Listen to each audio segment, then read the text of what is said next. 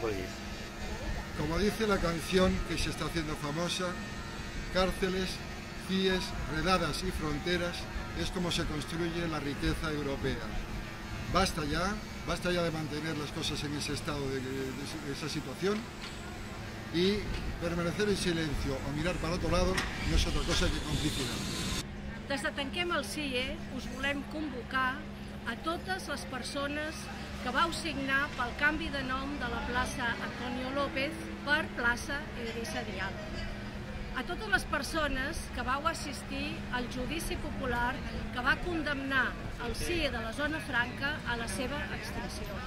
A totes les que ens heu acompanyat tantes vegades en tantes mobilitzacions contra els CIEs, contra les deportacions. El proper diumenge 27 a les 12 no podeu fallar. Heu d'estar amb nosaltres a la plaça Catalunya. Us esperem perquè entre totes tombarem la violència de la llei d'estrangeria i tombarem el racisme institucional.